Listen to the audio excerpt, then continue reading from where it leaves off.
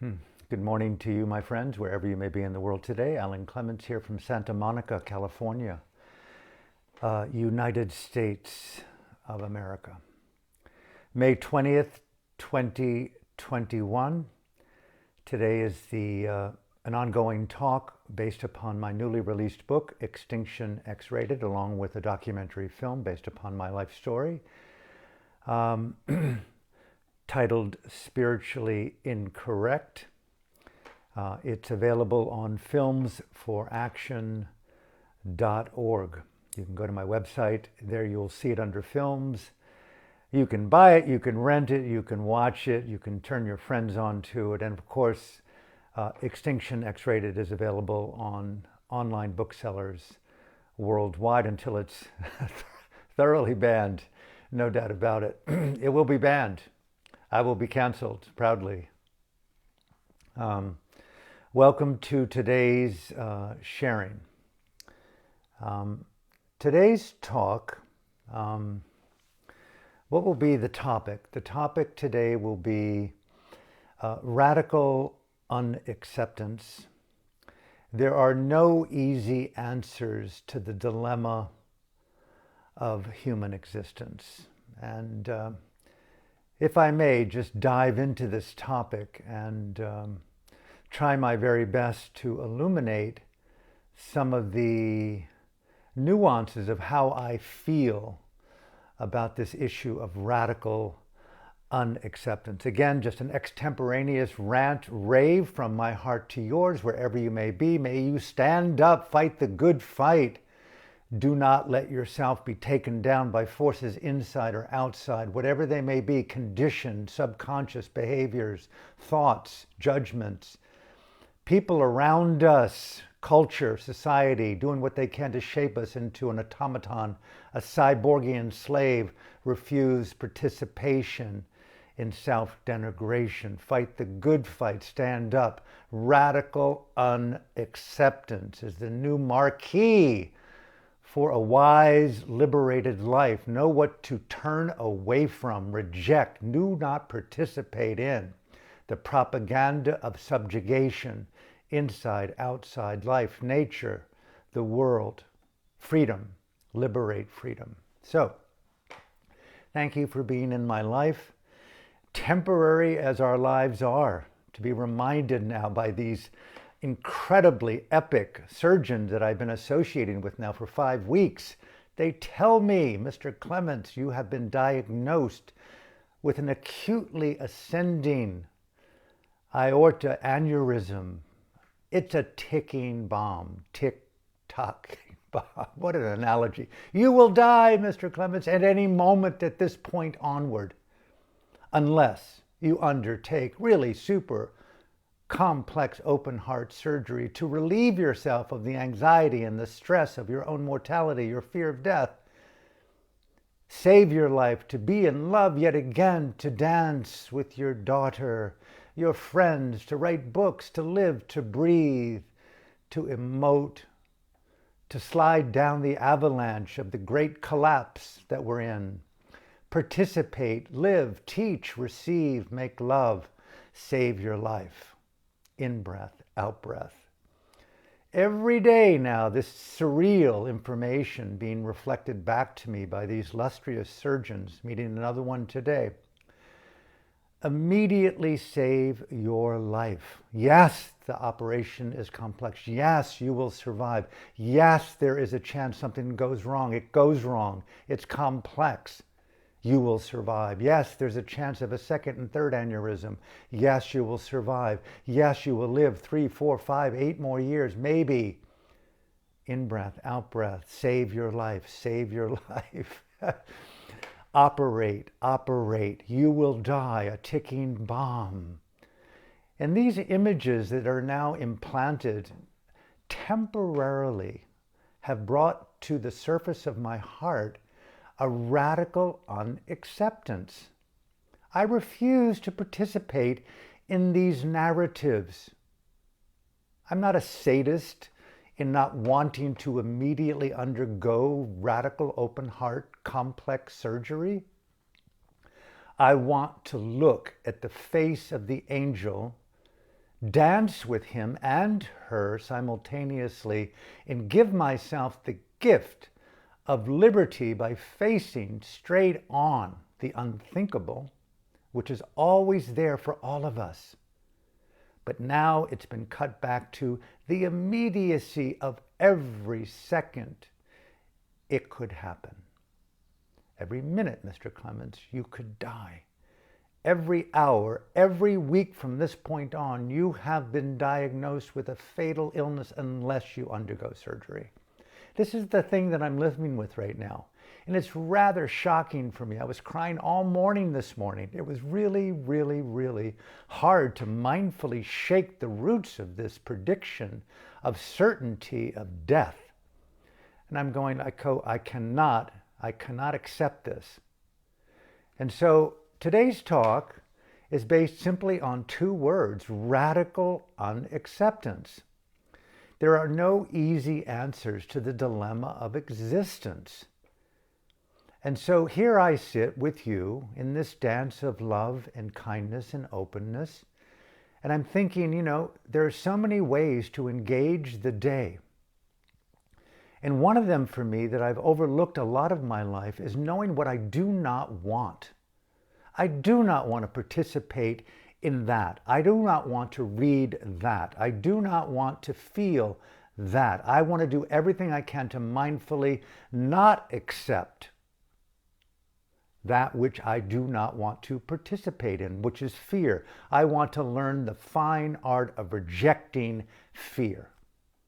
I don't want to accept it. I don't want to love it. I don't want to embrace it. I don't want to learn from it. I have learned from it by no time for the toxicity of judgment, noise, denigration. I'm thinking of my friend Aung San Suu Kyi right now, living a life in her own possible home or a prison cell. In a couple of days from now, she'll be put before a military tribunal in the capital of Burma, known as Naypyidaw, a terrorist outpost run by Ming Online. And there she stands as an elegant Buddhist Dhamma-awakened revolutionary,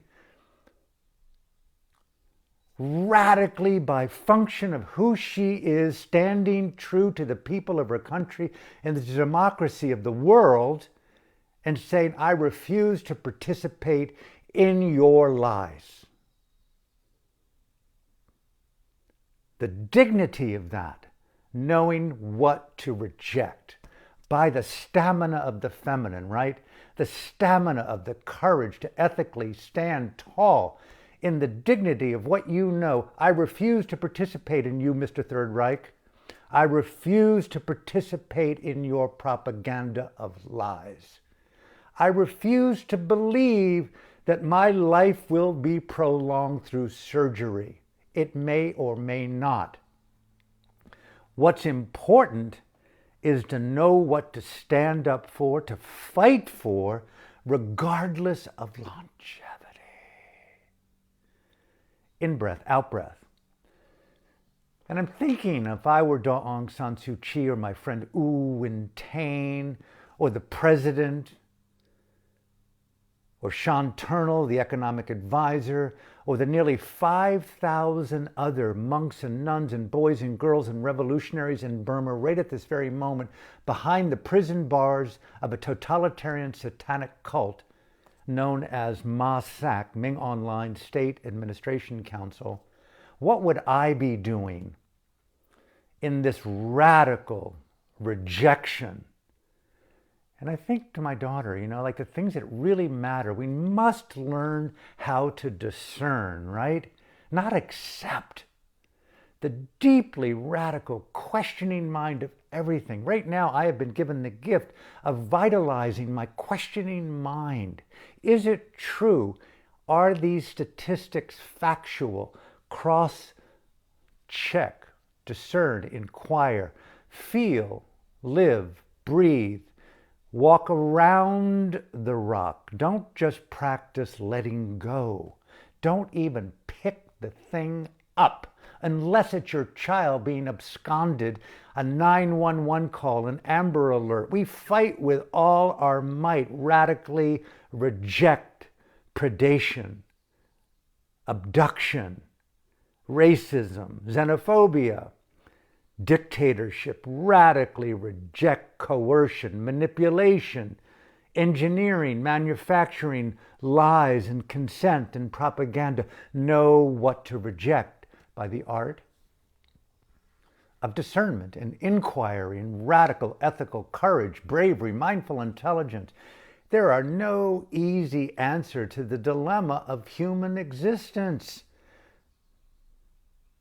And so, I am thinking today, normalize, integrate, elevate. Do not hold to that which need not be held. Stand tall regardless of time, longevity, quality, safety, time and health and beauty and all the narratives of the propaganda of the Lokia dimensions of right and wrong and good and bad and love and hate and truth and lies, all of which have relevance, right? But the deeper, more existential layers of the complexity of the human condition, unlayer from narratives of normalcy. Unlayer from normalcies of profit and gain and loss and stamina and crypto and stock options and inflation and left politics and woke culture and what really matters in the subconscious terrain of your own identity, feeling deeply into the recesses of one's own conscience. The ability to mindfully inhabit conscience. I think of these freedom fighters in Burma today.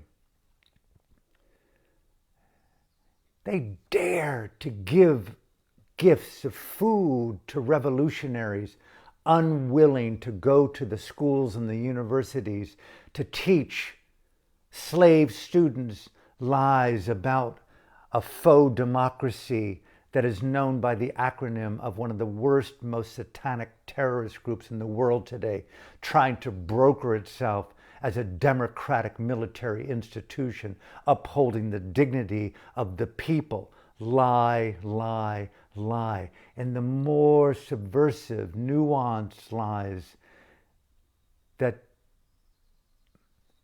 appeal to our emotions, our sensibilities, to create complacencies and manipulations that really blend in with our own unrecognized conditions and hopes and fears. And the next thing you know, we're being liberated in the mindful training of a mind that is thinking for itself, but totally controlled by forces digitally, economically, through the media, through the mind itself, being manipulated to be controlled.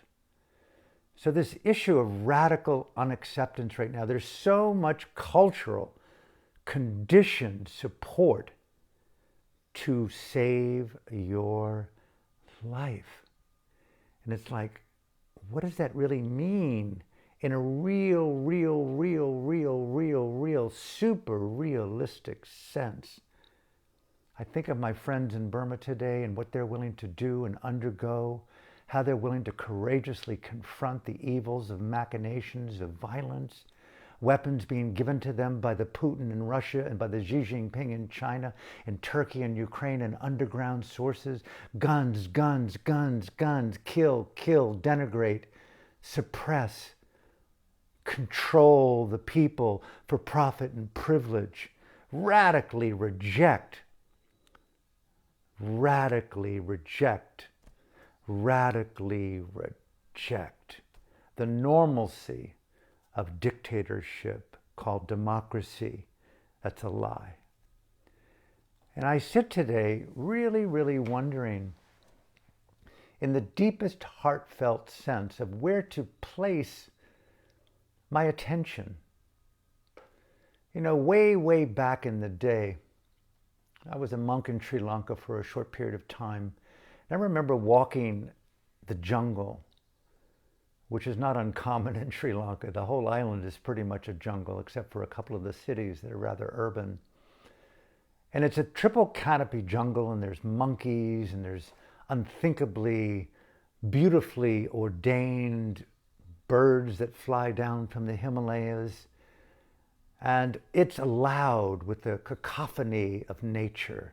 And you feel that you're just merged and walking in this ancient land as a renunciate, in-breath, out-breath. And there are all kinds of poisonous things and roaches and centipedes and snakes. And all of a sudden, out of nowhere, the jungle ceases all sound. And you know, because other monks and nuns have told you, when the jungle goes silent, there's a predator nearby. And generally you, as one of the larger items in the food chain, if it makes the jungle go silent, you should be concerned that you could be in the eyes or in the consciousness of the predator. And so I stopped. They tell you, the monks and nuns, to tell you to cease and to participate in the silence. Reject the momentum, reject the idea of getting somewhere, reject the notion of time. Honor your safety. Honor that which is most important, to rise to the occasion, as I was told, to deal face on with the angel of death and fear because there's a predator nearby.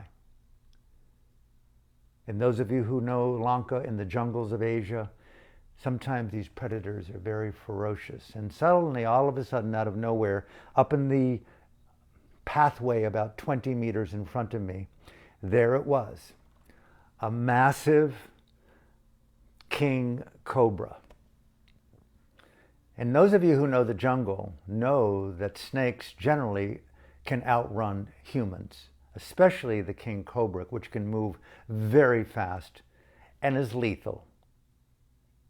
And there it was, coming slowly, and as the king cobra does, when they see a potential prey or a threat, they rise up and do that little swaying dance with that hood to try to mesmerize and dazzle the so-called prey into a type of paralysis, so either they can escape or they can attack to eat and kill. And I learned from monks and nuns what you do if you encounter a wild cat or an elephant, or in this case, a king cobra. They kill.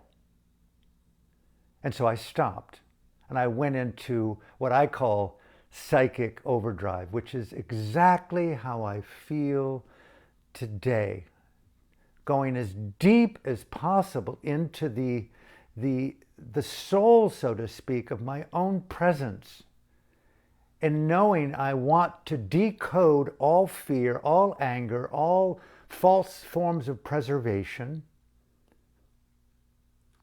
into the fidelity of the nibbana gene, the unconditioned availability to be in real-time presence with mortality, but to take the death out of form, take the death out of consciousness. My whole adult life has been driven by the teachings of the Buddha, of the Dhamma, of the Sangha. When the Buddha was asked, what is, sir, the synonym to understand Nibbana? He said, it's the deathless. You take death out of the phenomenology of Namarupa. You take illness, you take aging, you take harm, you take cruelty, you take birth, you take death. It's called the deathless.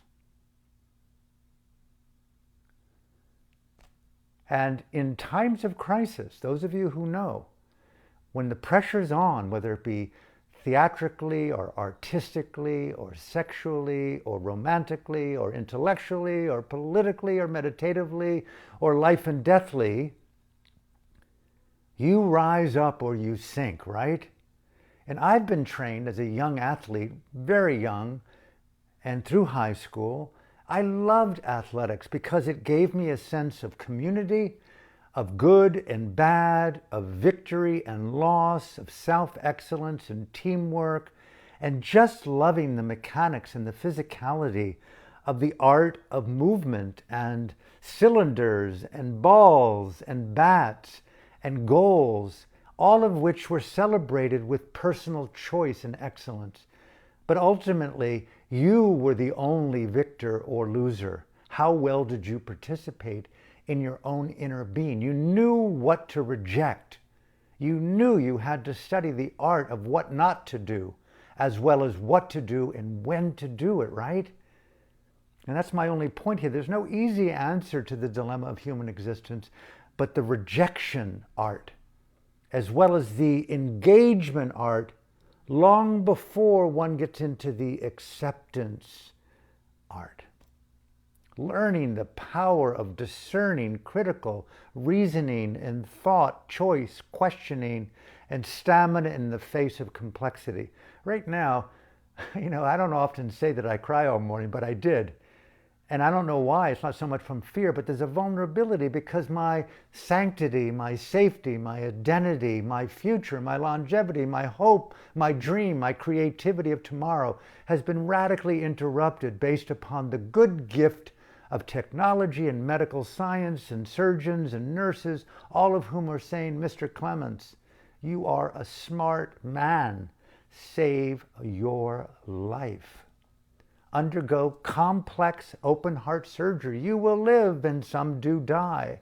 Otherwise, you will die. It is certain you have a ticking bomb in your chest. It's ready to explode at any moment. Of the 1,000 people who die of this every year, yours is much larger than theirs. Wake up. And there's that unthinkable king cobra, metaphorically in the jungle of Sri Lanka, brought forth today into the face of my own life. The king cobra of Xi Jinping in China and the domination of the one globe, one world, one communist totalitarian party, of one group of few men and women that control the masses into a slavery of domination. Thank you very much, King Cobra. I refuse to participate in your lie. I refuse to cower in the corner of my fear. It's not my fear, it's not my death. I refuse to abscond from conscience and courage and discernment. And so the king cobra is dancing like that. And it is mesmerizing. Those of you who've been around big snakes know the king cobra is a king cobra for a reason. The dude or the girl, who knows exactly? I don't know exactly. But it is big and it is swaying, and you know that if it wants to take you out, it can take you out and it will be unpleasant. And so what do? What I did was what I was told to do, and I did it as well as I possibly could under the big game pressures of high school and college football and baseball and basketball and meditation and monasticism and revolution, and right back to my friend Aung San Suu Kyi, who will stand tall. Be sure of it, world, who's given her basically almost zero support. She will stand tall along with the people of the country, 54 million people standing tall at this very moment and refusing to participate in violent totalitarian satanic cultism called Masak. Do not legitimize, do not normalize, do not accept, radically reject totalitarianism, dictatorship, and complicity with violence everywhere. Reject xenophobia, reject racism, right? Reject complicity with profit and privilege and wokeism. Reject, reject, reject. Radical unacceptance is the new mantra of today to keep high the freedom for tomorrow. There is nothing here to accept. It's anathema to the edge of the culture of transformation required today. Yes, accept a few things, your own worth, your own power, but don't accept it. Breathe it, abide in it, dream it, drink it, feel it, derive power from it, throw your roots into the center of the earth. Rise high in the electrification of your eyes, the luminosity of your mouth. Aung San Suu Kyi, although small, is a powerful force of integrity, standing tall to the evil men in Naypyidaw, so rad, looking at the king cobra foe, terrorist group serpent, and saying, I refuse to participate in your ridiculous evil charm. I refuse to believe I am wrong. I look at you, Mr. King of Evil, and I refuse to agree to a crime. It's the big F-U-C-K with integrity, with conscience, radical unacceptance. Let us learn to discern more deeply into the truth of a situation, into the truth of the psychological consequences of something. In truth, who are we? What will my apathy, what will be my noncompliance, what will it bring, and where do I need to take action? Where do I need to take action? Where do I need to cut my own complicity with apathy and the proliferation of dialogue that only leads me into circular sways like the king cobra, trying to charm me into the doldrums of a self-anesthesia called the paralysis of passion and conscience, the art of rejection. No, I will write that book. I will deliver through my stage fright that spoken poem. I refuse to participate evil, denigrating military general in Burma. We will continue not to abide by your lies. It is so amazing right now. We talk about the study of religion and meditation, psychology, the power of psychedelics and plant medicine. Study the courage, the wisdom, the resolve, the compassion, the patience, the clever creativity of the people of Burma confronting. It's amazing. It's as if the people of China, the 1.4 billion people of China, say no to the Communist Chinese Party and Xi Jinping. They say no. We refuse to work under the gulags of your firewall. We are no longer going to support you desecrating the people of Hong Kong. We refuse to keep up your support and intimidation of the people of Taiwan. You're a lie. You're driven by profit and greed and privilege and totalitarianism. Radical unacceptance. And I'm right there today. My life and my worth, my longevity isn't whether I'm breathing as a human or not. I happen to believe in rebirth and redeath and the continuity of the timeless flow of phenomenal causality. I do believe in the radical flow of centerless causality. I do believe in the radical efficacy of conscience, mindful engagement to beautiful states of mind. I have seen the wisdom of that Dhamma. I do believe in the efficacy of causal, interrelated, timelessness, engaging, liberating, overcoming kilesa, elevating good, true, beautiful, compassion-driven, loving kindness states of mind. Go for it. Live your Dhamma dream. Know what to not accept. Radical rejection. No, your hands cannot be on my breasts. Sorry, dude. Your hands cannot be on my body. Get them off, or your eyes will go out. We need to learn the power of meditation, not the power of acceptance. Radical unacceptance today is the new activism of freedom. It is not a life of anger and outrage and rejection alone, but radical discernment. Today, the lie of democracy in America is so thick with the propaganda of a basic totalitarian camouflage and the allure of money and stock options and the high rise of the crypto, and whether or not Mr. Musk or Dogecoin or our stock options in Facebook or the radical left and the woke culture.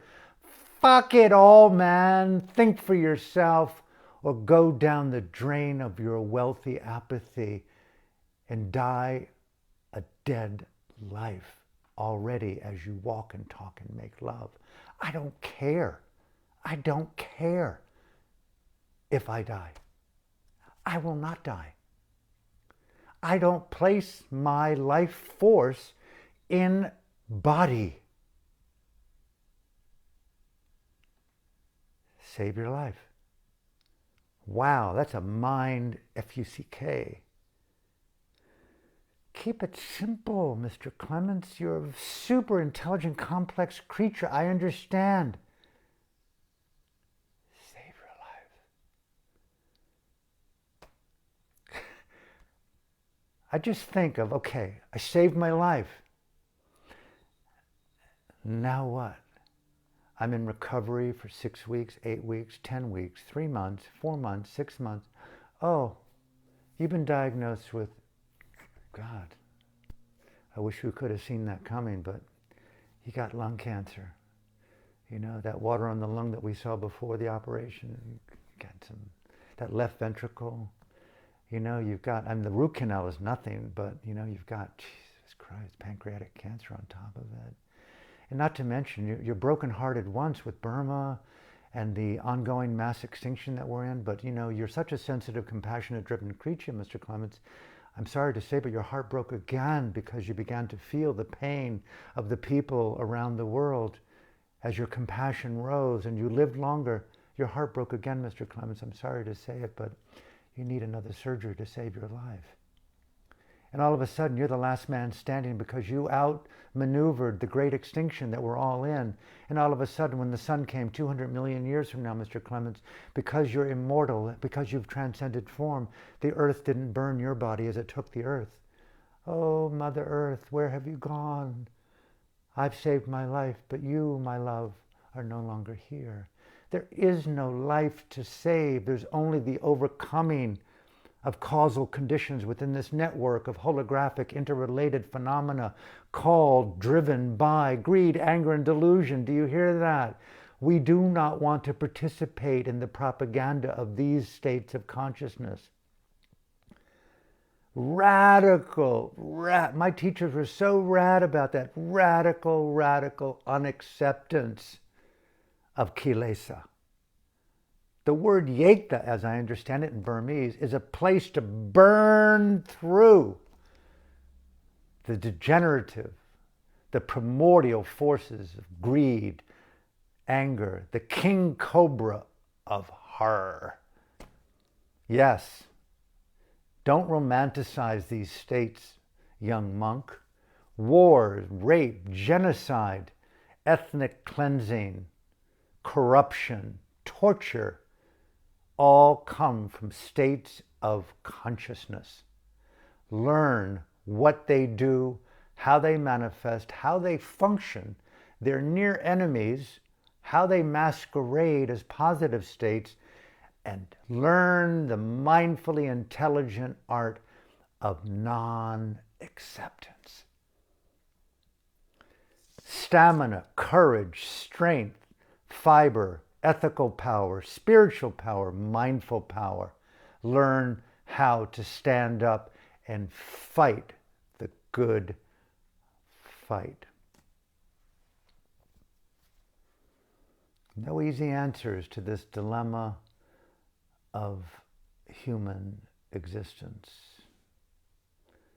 The existential awakening, finding ourselves embedded in this field of complexity, from normal narratives of ordinary conditioning, unique to you, unique to me, the intersection of these ordinary conditions of narratives with languages, in gender and culture and politics and art and music and love and sex and dance, and then deeper, the psychological wisdom of those who open to the psychologies of the unrecognized, the subconscious, the subliminal, the impulsions from deeper down. We begin to feel how they act and to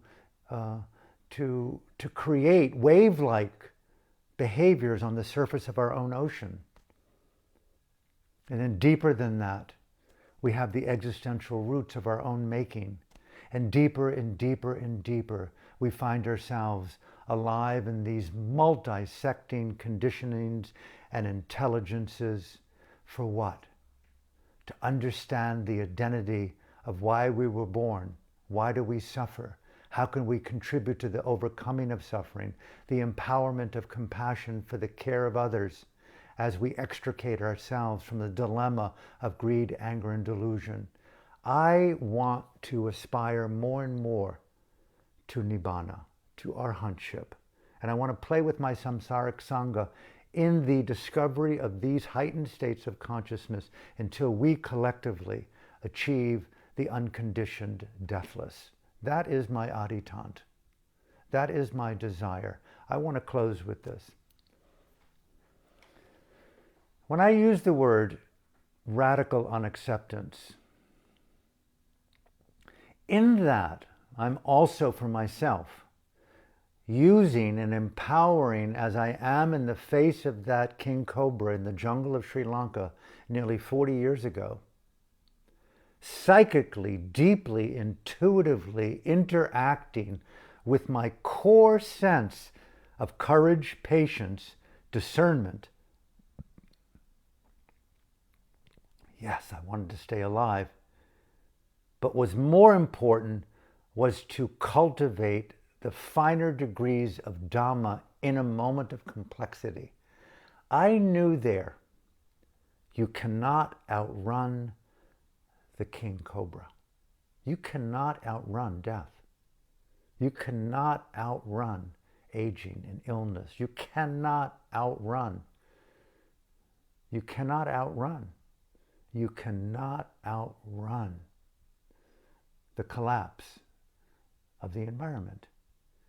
You cannot outrun the extinction we're all in, other than through Nibbana, the extinction of the fear of extinction, the extinction of the attachment to life and longevity, the attachment or the extinction of the attachment to self-preservation over other, taking the demon out of the cobra. It's so real. It's in your heart. Mortality is programmed into biology. I refuse to participate in your charm, your sway, your allure. Psychic, intuitive, truth-telling, developmental freedom right here or die. I had to give up hope in order to be present with the deepest, most challenging moment of my existence, the king cobra in the jungle of Sri Lanka. It's coming right back to me today with the diagnosis of this ascending aorta aneurysm. It's a king cobra. It could kill at any moment.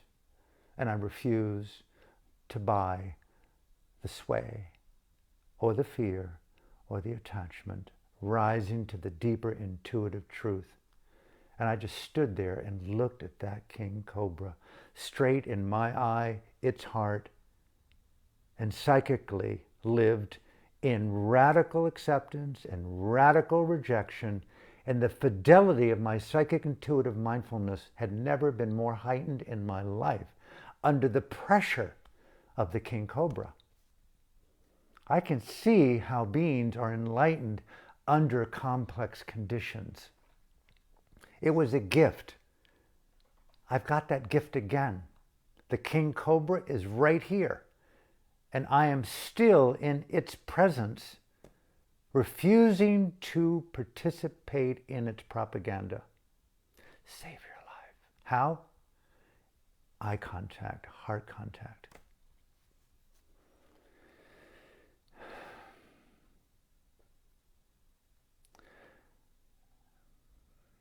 I'm a little bit nervous today, to be human and honest about it. I have an appointment today with a very renowned cardiac surgeon. I will be meeting him for the second time to get his most intimate assessment of the topography of my being. and take that information and to look at it, to feel it, to discern it. Yes, there's a little bit of hope in me that he validates that place in me of Dhamma, of wait, watch, feel, interact, grace the gift of Dhamma awakening, reduce compliance with conventional narratives of hope or fear, loss and gain, safety, insecurity. Listen. Listen very hard. Listen, listen, listen. Determine the truth. And I want to thank again, as I end today, all of you who are in my heart and my life. I thank you for participating in these sharings every morning. They're almost exclusively a self-therapeutic process for me. I must give myself this gift of emoting, feeling, crying, being transparent. I'm right now living alone. There are friends around who want to come. I am making decisions on my own state of mind, my own physical next moves, where to go, how to go, when to go, with whom to go, where to meet, with whom to meet, what to do once I'm there. There's a lot of different intersecting pieces right now, and I find myself a little bit overwhelmed by the multitasking nature of it all and how simple it is just to have surgery and to prolong your life, which is not something I'm ruling out totally, but I'm feeling deeply into the wisdom of that. And but higher frequency choice making is about the king cobra in the jungle of Sri Lanka, in the life of my life here in Los Angeles on planet Earth. I am going into my deepest psychic intuitive sense of truth telling to myself. And I've always felt in my life that I get better under pressure, and this is a very high pressure time. So thank you for being in my life, my heart, in my world, in my sharings, and I hope to see you tomorrow. Thank you.